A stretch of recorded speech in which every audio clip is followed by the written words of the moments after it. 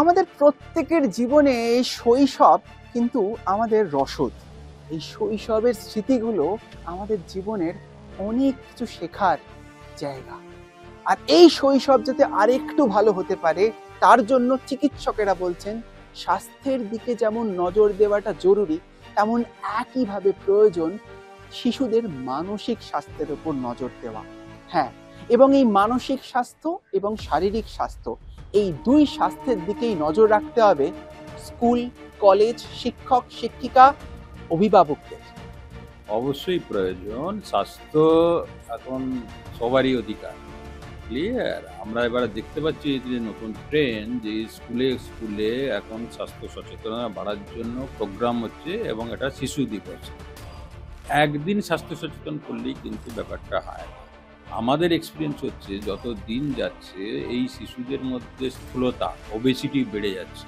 কারণ ওবেসিটি তো আর স্কুলে এসে হচ্ছে না। ওবেসিটির কারণ হচ্ছে নিউট্রিশিয়াস ডায়েট না খেয়ে জাঙ্ক ফুড খাওয়া, চকলেট খাওয়া, এইসব খাওয়া, এবং তাদের মধ্যে স্ট্রেসে ফেলে দেওয়া। এখনকার প্রত্যেকটা শিশুদের দেখবেন যা কারিকুলাম দেওয়া থাকে, দিট ইজ এ স্ট্রেস। শিশুকে শিশুর মতো গড়তে দিচ্ছে। শিশুর পড়াশোনা শুড বি রিল্যাক্সেল পড়াশোনা। আমরা এখানে পড়াশোনাটার বেশি জোর দিচ্ছি, তার নিউট্রিশন, তার মানসিক বিকাশ, এগুলোর জোর দিচ্ছি।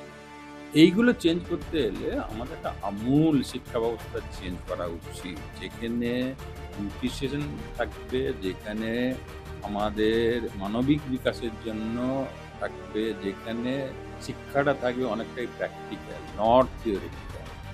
আপনি একটা গাছের সালোক সংশ্লেষ পড়াচ্ছেন, তাকে আপনি থিওরিটিক্যাল পড়াচ্ছেন। আপনি যদি তাকে গাছের সঙ্গে পরিচিত করিয়ে দেন, তাকে দেখান একটা বাগানে যেয়ে, তাহলে আরও বেটার হবে। আপনি বলছেন এমনভাবে পড়ো যাতে তুমি ফার্স্ট ক্লাস ফার্স্ট হও, বা যাই হোক, ভবিষ্যতে ডাক্তার, ইঞ্জিনিয়ার বা ওইসব প্রফেশনে যেতে পারে। কারিগরি শিক্ষা ব্যবস্থারও চালু করতে হবে আমাদের দেশে, তবেই কিন্তু শিক্ষা এবং মানসিক বিকাশ হবে। আমি আবার বলছি, এটা একটা বিরাট উদ্যোগ যদি স্কুলরা নেয়, যে নিউট্রিশন এবং মানবিক বিকাশ করার জন্য তারা চিন্তাভাবনা করছেন। শুধু একদিন করলে হবে না, এটা রেগুলারিতে করতে হবে। ছেলেদের বা শিশুদের ওজন দেখতে হবে, তাদের যাতে ওজন স্থূলতা না বাড়ে সেই জন্য তাদের নিউট্রিশনাল গাইড করতে হবে। সেই জন্য তারা ডাক্তারদের হেল্প নিতে পারেন, বা নিজেরাই একটা নিউট্রিশনিস্টের হেল্প নিতে পারেন। যেমন করেও যে একটা বাচ্চা সে সুস্থভাবে মানুষ হবে, তার নিউট্রিশন অ্যাজ পার নর্ম হবে, মানে যেরকম হওয়ার দরকার, এবং তার মানসিক বিকাশও ঠিকঠাক হবে। ধন্যবাদ। আপনি আরেকটা জায়গায় তুলে বললেন, সেটা হচ্ছে মানসিক বিকাশ বা মানসিক স্বাস্থ্যের দিকে নজর দেওয়া। এই ক্ষেত্রে স্কুল কলেজে কি ধরনের? ডেফিনেটলি মানসিক স্বাস্থ্য মানে বেসিক্যালি এগুলোতে হচ্ছে কাউন্সিলর থাকা দরকার।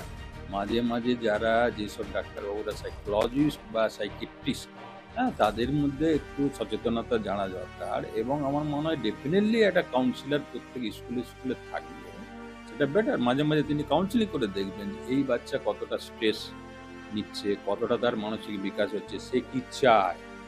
হ্যাঁ, অনেক বাচ্চা এখনই তো চাই যে বাবা মা যা চাইছে তাকে জোর করে চাপিয়ে দেওয়া হচ্ছে। সেই বাচ্চা কি চায় সেইটা আমাদের বার করতে হবে। সেটা কিন্তু ইজি জব না।